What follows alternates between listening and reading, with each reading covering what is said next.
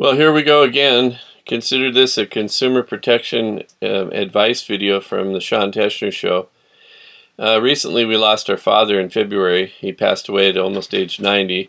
And my mom, who's 86, is starting to get phone calls from scammers. She told me that the other day her grandson, James, supposedly called her and said, "Grandma, I've been drinking. I'm in jail. I need you to wire me some money so I can get out of jail." And I told my mom, I said, that sounds like a scam. I've heard of these things where people are using artificial intelligence. What they do is they will record people's voices and then make fake sentences. They'll string the words together and make you say things you've never said before. And then you sit there and go, okay, well, how'd they get my phone number or grandma's phone number? A lot of times when you're walking through stores, people have devices that they carry with them that will actually pick up things off your cell phone, like all your contacts, all their phone numbers, any credit cards that you've put into the phone to charge for things like on Amazon.com or something. And what they'll do is they'll download all that instantly, and they'll either sell it to other scammers or they'll be scammers themselves. And they will call relatives and they will string these fake sentences together to make your relatives think that, oh, James is in real trouble and he needs money and he needs help. Folks, think about it. First of all, if the kid's in jail and you're his parent or grandparent, my immediate response would be, well, we're going to leave your ass in jail because you should learn a lesson, right? Bail yourself out.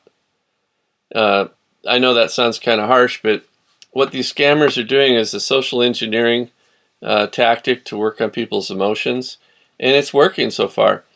Also, semantically, when I was in teaching school, we learned that there's a thing called the Dolch word list. It's about 500 vocab words that are most often said in a person's language, such as cat, dog, eat, food. And those words, once learned, are strung together to produce sentences that most people understand. And that's the quickest way to learn a language, is to memorize those 500 key words from a person's language. And you can pretty well survive because you're able to string sentences together knowing where the verb is, the subject, adjectives, all that kind of stuff. So if you're pretty good with syntax and languages and pronunciation, you can get away with it. But these AI computers, they're actually digitally recording your voices, and then they're stringing these sentences together to make you say things that you have never said or would never say. And video has now reached the point where it's almost 100% effective.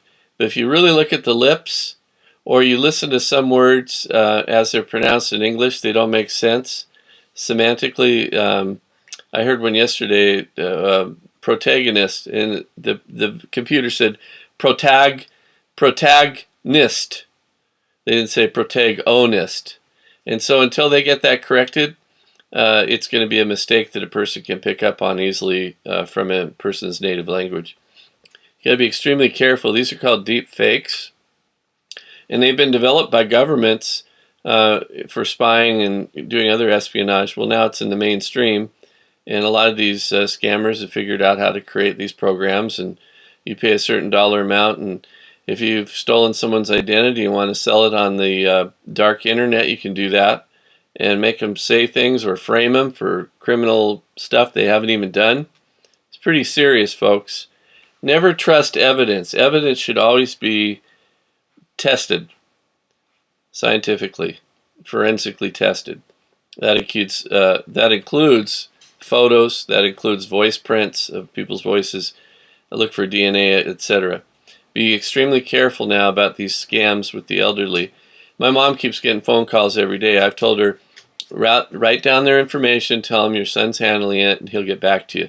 And then I investigate it to make sure it's not fraud. Again, Social Security is not going to call her on the phone and say, this is the latest scam she's heard.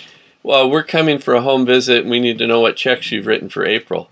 Well, what do you think that's all about? They want to steal her banking information and then go drain her bank account.